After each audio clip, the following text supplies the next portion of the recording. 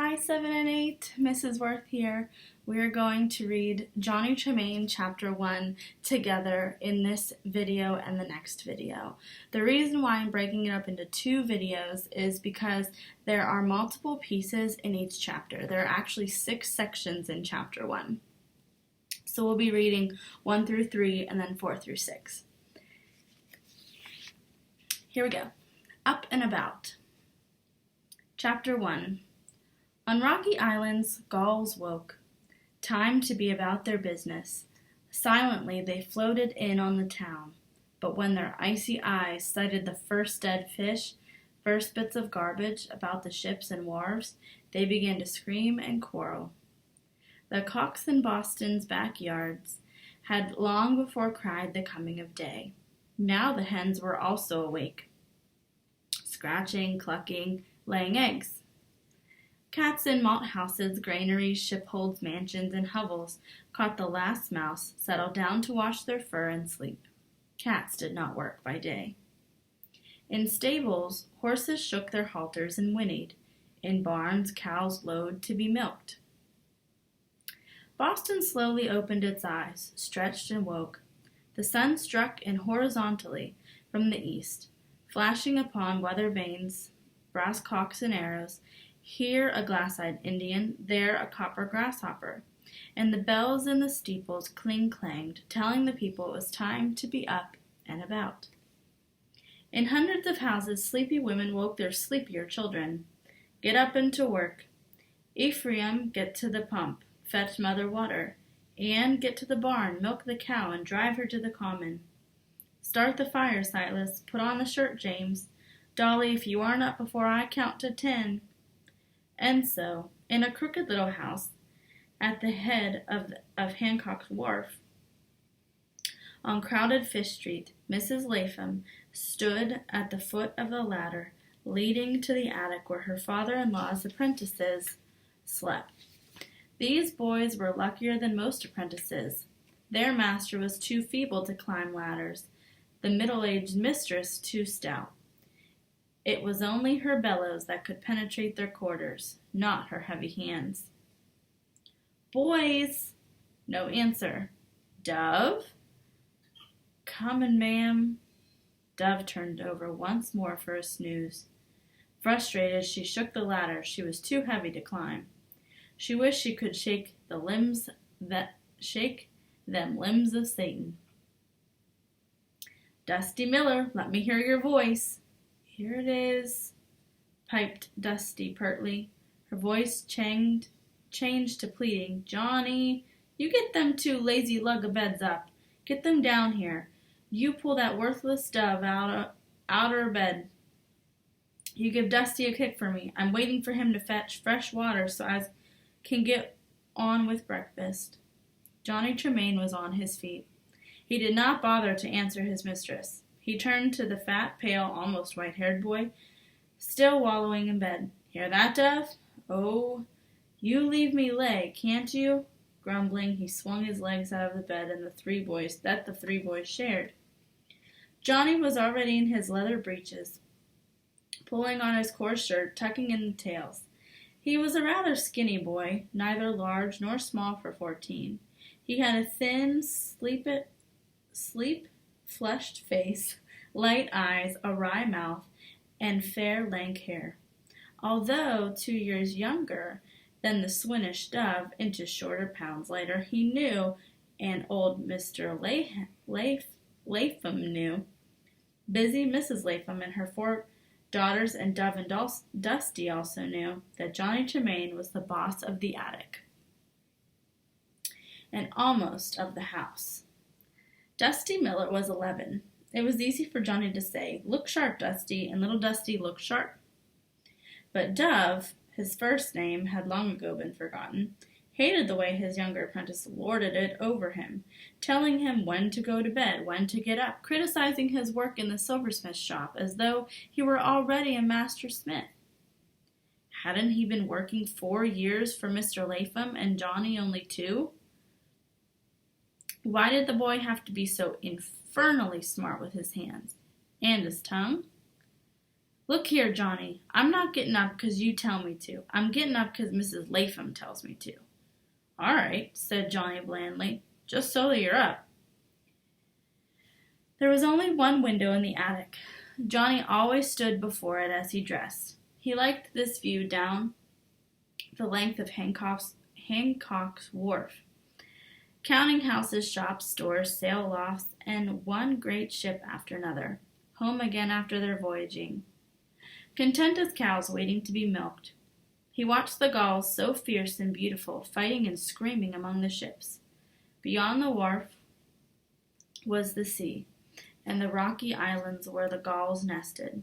He knew to the fraction of a moment how long it would take the other two boys to get into their clothes. Swinging about, he leaped for the head of the ladder, hardly looking where he went. One of Dove's big feet got there first. Johnny stumbled, caught himself, and swung silently about at Dove. "Gosh, Johnny, I'm sorry," snickered Dove. "Sorry, eh? You're going to be a lot sorrier. I just didn't notice. You do that again, and I'll beat you up again, you overgrown pig of a louse.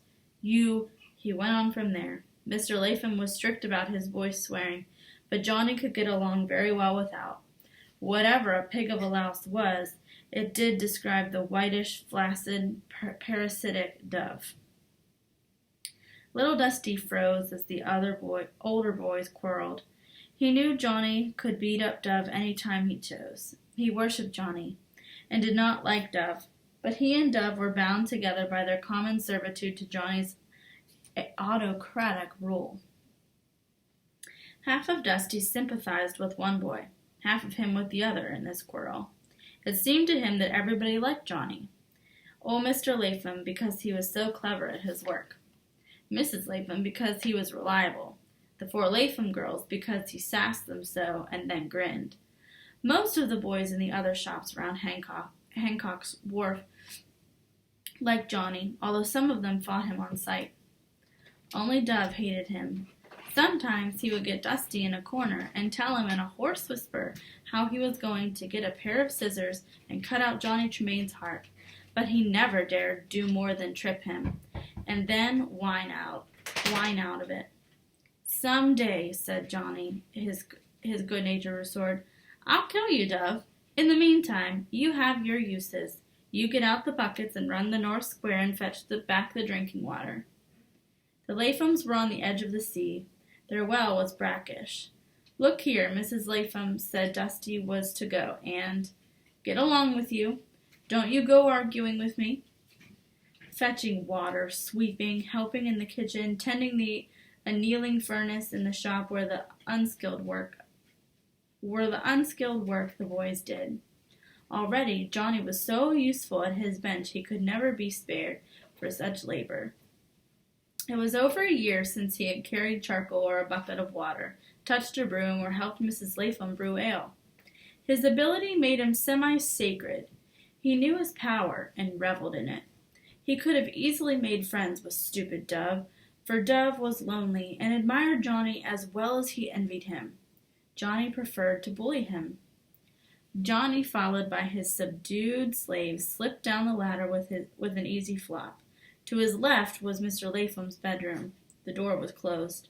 Old Master did not go to work these days until after breakfast. Starting the boys off, getting things going, he left to his bustling daughter-in-law. Johnny knew the old man, whom he liked, was already up and dressed. He took this time every day to read the Bible. To his right, the only other bedroom was open. It was here Mrs. Latham slept with her 4 poor fatherless girls, as she called them. The 2 biggest and most capable were already in the kitchen helping their mother. Scylla was on the edge of one of the unmade beds brushing Azana's hair. It was wonderful hair, seemingly spun out of gold. It was the most wonderful thing in the whole house.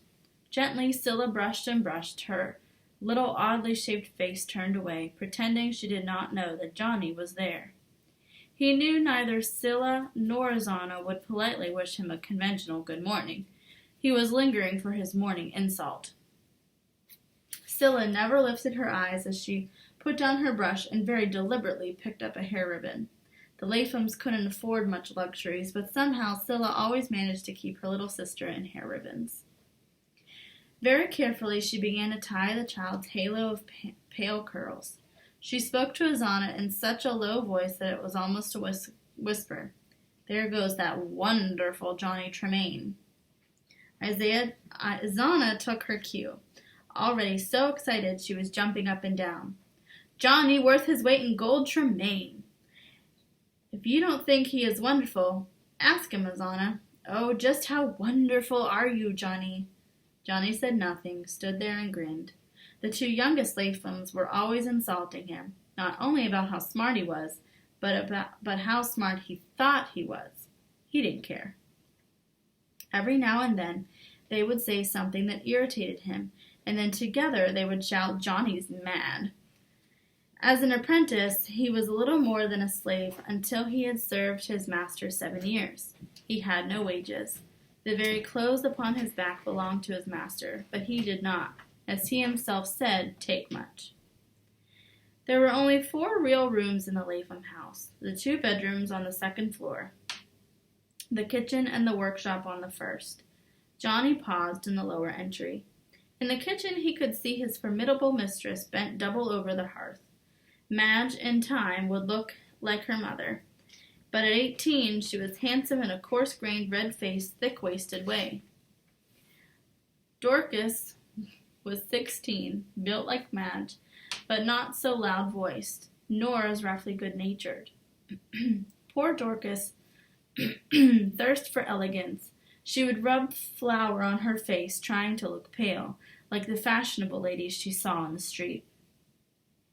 She wore her clothes so tight, hoping to look ethereal, she looked apoplectic.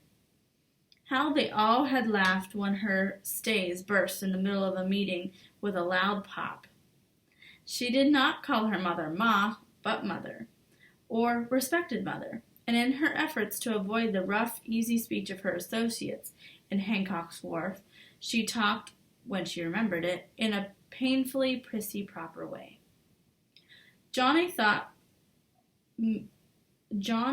Madge pretty bad, and Dorcas even worse, but he was philosophical about them. He wouldn't mind having them for sisters. They certainly were good hard workers, except when Dorcas tried too hard to be elegant.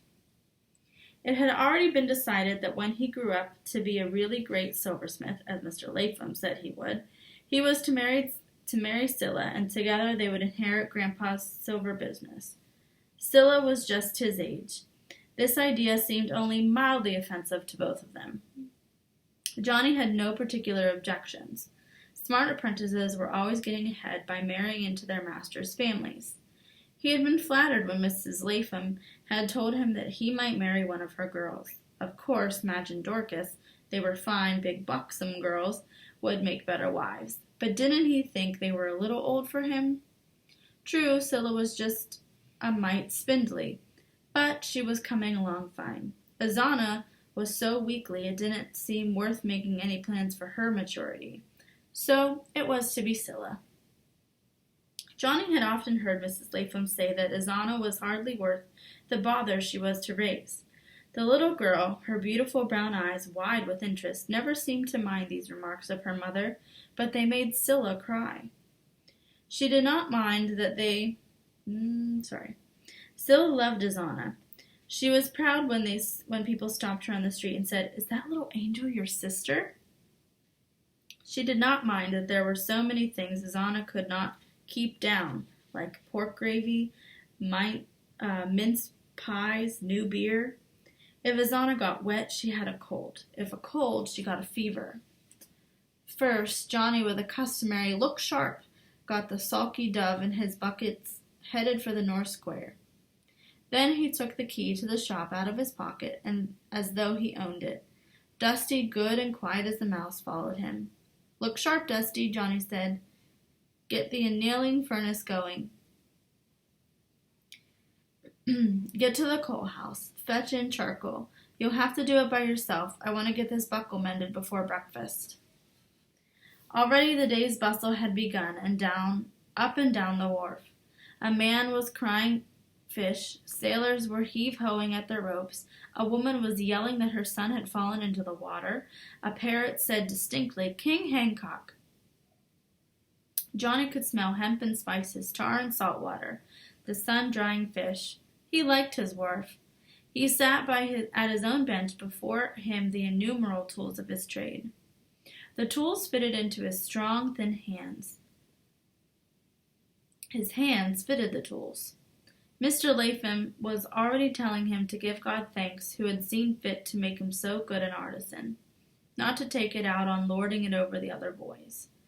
That was one of the things Johnny did not let bother him much. Dove came back, his thick lower lip thrust out. The water had slopped over his breeches and down his legs. "Mrs. Lapham does not want you in the kitchen?" Johnny did not even look up from his buckle. "Nah." "Well then, this spoon you finished yesterday afternoon has to be melted down and made over. You beat it in the wrong gauge." Mr. Lapham said, "Did Mr. Lapham say 'twas wrong?" "No, but it is. It is supposed to match this spoon. Look at it." Dove looked. There was no argument. "So get out a crucible. Soon as Dusty's got the furnace going, you melt it down and try again." "I'd like to get you in a crucible," thought Dove, "and melt you down. I'd beat you to the proper gauge, 2 years younger than me, and look at him." It was Azana who ran in to tell them that Grandpa was in his chair and breakfast was on the table. The soft brown eyes combined oddly with her flying fair hair. She did look rather like a little angel, Johnny thought, just as people were always telling Scylla on the street, and so graceful. She seemed to float about rather than run. No one to see her would ever guess the number of things she couldn't keep down. 1.2 Mr. Lapham was befitted in his venerable years and his dignity as master of the house, sat in an armchair at the head of the table. He was a peaceful, kind, remote old man. Although his daughter-in-law was always nagging him to collect bills, finish work when promised, and discipline his apprentices, nothing she said seemed to touch him. He did not even bother to listen. His dull, groping eyes lingered kindly over his boys as they trooped in for breakfast. "Good morning, Dusty. Good morning, Johnny." "Good morning, sir." He took his time blessing the meal. He was a deacon at the Cockerel Church, and very pious. Breakfast was good, although no more than a poor artisan could afford. Milk and ale, gruel, sausages, and cornbread. Everything was plentiful and well cooked. The kitchen was as clean or cleaner than many of those in the great houses. Every member of the household had a clean shirt or petticoat. Mrs. Lapham was a great manager, but she cared nothing for the genteel manners, and was the first to laugh at Dorcas's, "If it please you, mother, just a touch more of maple syrup for me." "Give me that there syrup pitcher," was good enough for her. When the meal was over, Mr. Lapham told Madge to hand him the family Bible. "Johnny, I'm going to ask you to read to us today." Of the 3 boys, only Johnny read easily and well. His mother had lived long enough to see to that. Dove stumbled shamefully. Dusty usually had the first chapter of Genesis, so that by reading the same thing over and over, he might eventually learn. Madge and Dorcas never cared even to try to read. Mrs. Lapham could not so much as write her name. Book larning, she declared, scalded no pigs. Scylla was so anxious to learn and teach Azana that whenever Johnny read, she leaned over at the book and shaped the words to herself as he read them. They sat beside each other at the table. To help her, Johnny always kept a finger on the lines as he read. Johnny now opened the book, keeping it between himself and Scylla. "Where, sir, shall I read?" Mr. Lapham's selections for his boys were sometimes designed to point out some fault in a member of the family, of his household, especially in the reader. Dove was always being asked to read about sluggards and going to ants. Johnny was told where to begin in Leviticus. "Ye shall make you no idols, nor graven image, neither rear you up a standing image." What was the old master driving at? Couldn't a silversmith put a dragon's snout on a chocolate pot? Soon the surging roll of the words, the pleasure of the sound of his voice coming so clearly out of his mouth, made him stop looking for possible object lessons in the text. Scylla was leaning over him, breathing hard in her efforts to keep up. Mrs. Latham sat agape. Soon she'd be saying it was just like having a preacher live with them to hear Johnny Tremain read Holy Writ. Finish with the 19th verse. And I will break the pride of your power, and I will make your heaven as iron and your earth as brass. Turn to Proverbs 11, 2nd verse. When pride cometh, then cometh shame, but with the lowly is wisdom. Proverbs 16:18. Pride goeth before destruction, and a haughty spirit before a fall. Now close the book, stand up, and expound to us all the meaning of God's word. Johnny stood up. His skin was thin, and he could feel himself flush. So the old gentleman was after him for his pride again, was he? It is all another way of saying, God's way of saying, that pride goeth before a fall. Yes, and why? Because God doesn't like pride. Johnny sounded sulky. Do you think God would like you? Not especially. Dusty was the first to snicker. What does God like? Humble people, said Johnny wrathfully. He sends punishment to people who are too proud. Now, Johnny, I want you to raise your right hand and repeat after me. I, Johnny Tremain, swear from this day onward, to walk more humbly and modestly before God and man. To walk more humbly and modestly before God and man. Just because some folks are not so smart, the old master gave Dove and Dusty a pitying glance, it is no reason why other folks should go around rubbing their noses in their own stupidities. Either Dove or Dusty kicked Johnny under the table. Madge and Dorcas were giggling. Mrs. Latham was already scraping the trenchers clean, getting on with her work. She did not hold much by Grandpa's soul-searchings. The master, followed by Dove and Dusty, left for the shop. Johnny heard Scylla give an exaggeratedly pious sigh. He stopped. When the meek inherit the earth, she said, I doubt Johnny gets as much as one divot of a sod. This was too much for Johnny. He turned on the little girls. When they do, he stormed, still, you can just about keep your mouth shut until then. You know, you did look pretty funny standing up there and saying all those humble things Grandpa told you to. The Zana was almost jumping out of her pinafore in glee. Johnny's mad, she chanted. Johnny's mad. Yes, murmured Scylla, looking at him critically. You're right, baby dear. His eyes are red. That means he's mad. Johnny's ears are red, squealed Zana. Oh, his ears are red is what she said earlier. Johnny stalked out of the kitchen as stiff-legged as a fighting tomcat. His ears were scarlet. Part 3. He decided to do nothing that would lay him open to such criticism for at least a morning, but he couldn't help it. First, if he had not jumped on Dusty, the furnace would have gone out. Then he had to explain to his master how badly Dove had done the spoon.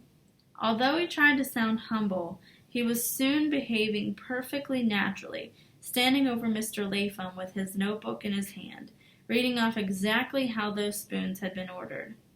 Mr. Latham was a fine craftsman. His weakness was that he never wrote down what was ordered or even listened very carefully. If a pardon ordered a sauce boat, he would get a fine one, perhaps a month after it had been promised. Sometimes it weighed a little more, sometimes a little less than it was supposed to. Sometimes it had splayed feet when a gardoon edge had been asked for. Mrs. Latham herself had told Johnny he must always be on hand and write down exactly what the order was. This was necessary, but it did seem cheeky to see the 14-year-old boy standing there telling his master what he was supposed to do. Johnny, having started everybody off on his work, even Mr. Latham, decided to go to the coal house and see if he should order more charcoal. It was such things Mr. Latham never thought about until it was too late. There were 2 basketfuls of charcoal and at least half another scattered over the floor. That was the other boy's fault. Johnny himself was too valuable to carry charcoal. He started to yell for Dusty, thought better of it, and went to working arranging the dirty stuff himself. When he was the master craftsman, he wasn't going to buy charcoal by the basket. He was going to own his own willows, say out in Milton. They would save, say, 2 pence a basket. In a year, he began to figure. And he wouldn't take just any boy whose father or mother wanted him to be a silversmith. He'd pick and choose. He saw himself sitting at his bench, his shop crowded with boys with mothers, boys with fathers, all begging to be allowed to work for him. He'd not talk to the parents, only to the boys. What church did they go to? King's Chapel? All right. Describe to me at least 1 piece of silver you see used every Lord's Supper. If they could not answer that, he'd know they hadn't got a silver in their blood. But how could he find which boys had nice hands? Johnny, it was Madge's voice that pulled him out of his reverie. He wiped his black hands on his leather breeches and stepped out into the sunlight of the tiny backyard. What is it, my girl? He often thus arrogantly addressed his master's granddaughters, really his own mistress. Ma sent me. Johnny, it's Mr. Hancock himself. He's in the shop ordering something. Stand by and listen, or Grandpa will get it wrong. Dorcas next flung herself upon him, too excited to be elegant. Johnny, hurry, hurry, it's Mr. Hancock. He's ordering a sugar basin. Can't you go faster? Shake a leg. Azana was jumping about him like a wild thing. Help, help, she shrieked. But it was Scylla who thought to offer him her clean apron for a towel as he washed off the charcoal from at the yard pump. Oh, but he must hurry, and there was Mrs. Latham tapping at him from the kitchen window. Slowly he approached the house, the girls chattering about him. Close to the shop door was a tiny African holding a slender gray horse by the bridle. Johnny noted the Hancock arms on the door of the gig. He felt so good he could not help saying to the black child, Mind that horse doesn't trample our flowers. There were no flowers in the Latham's yard. Oh, no, sir, said little Jehu, rolling his eyes. He thought from the attention this boy was receiving from him in escorting ladies, he must be a boy of consequence. Johnny slipped into the shop so quietly that Mr. Hancock did not even look up. It was he who owned this great wharf, the warehouses, many of the fine ships tied up along it. He owned sail lofts and shops, and also dwelling houses standing at the head of the wharf. He owned the Latham house. He was the richest man in England. Such a wealthy patron might lift the Lathams from poverty to affluence. Mr. Hancock was comfortably seated in the one armchair which was kept in the shop for patrons. When I'm master, thought Johnny, there are going to be 2 armchairs, and I'll sit in one. Unobtrusively, Johnny got his notebook and pencil. Dove and Dusty were paralyzed to complete inaction. Do something, Johnny muttered to them, determined his master's shop should look busy. Dusty could not take his eyes off the green velvet coat, sprigged white waistcoat, silver buttons and buckles on the great man, but he picked up a soldering iron and nervously dropped it. And to be done next Monday, a week from today, Mr. Hancock was saying. I want it as a birthday present to my venerable Aunt Lydia Hancock. This is the creamer of the set. Only this morning a clumsy maid melted the sugar basin. I want you to make me a new one. I want it about so high, so broad. Johnny glanced at the delicate, lace-ruffled, gesturing hands, guessed the inches, and wrote it down. Mr. Latham was looking down at his own gnarled fingers. He nodded and said nothing. He did not even glance at the cream pitcher as Mr. Hancock set it down on the workbench. Johnny's hard, delicate hands, so curiously strong and mature for his age, reached quickly to touch the beautiful thing. It was almost as much by touch as by sight that he judged the fine silver. It was indeed old-fashioned, more elaborate than the present mode. The garlands on it were rounded and a repousse work. Mr. Latham would have to do the repoussing. Johnny hadn't been taught that. He looked at the handle. A sugar basin would have to have 2 such handles, and they would be larger than the one on the creamer. He'd shape it in the wax, make a mold. He had cast hundreds of small things since he had gone to work for Mr. Latham, but nothing so intricate and beautiful as the woman with folded wings whose body formed the handle. He thought he had never seen anything quite so enchanting as this picture. It must have been the work of one of the great smiths of 40 or 50 years ago. Although he had not intended to address Mr. Hancock, he had said before, he thought, "John Coney, sir?" Mr. Hancock turned to him. He had a handsome face, a little worn, as though either his health was bad or he did not sleep well. "Look at the mark, boy." Johnny turned it over, expecting to see the familiar rabbit of the great Mr. Coney. Instead, there was a pellet, and L, and a pellet. "Your master made that creamer 40 years ago. He made the entire set." "You made it?" He'd never guessed there had been a time when Mr. Latham could do such beautiful work. At last Mr. Latham raised his protuberant eyes. "I remember when your uncle, Mr. Thomas Hancock, sir, ordered that set. 'Make it big and make it handsome,' he said, 'bigger and handsomer than anything in Boston. As big and handsome as my lady is. Make it as rich as I am.'" John Hancock laughed. "That is just the way my uncle used to talk. He was so sure of his own good breeding. He could laugh affectionately at the rich, quick vulgarities of the uncle who had adopted him and from whom he had inherited his fortune. He stood up, a tall, slender man who stooped as he stood and walked. The fine clothes seemed a little pathetic. He had a soft voice and low. "But you have not as yet said whether or not you can make my sugar basin for me, and have it done by Monday next. Of course I thought first of you, because you made the original. But there are other silversmiths. Perhaps you would rather not undertake." Mr. Latham was in a study. "I've got the time, the materials, and the boys to help. I can get right at it. But honestly, sir, I don't know. Perhaps I haven't got the skill any more. I've not done anything so fine for 30 years.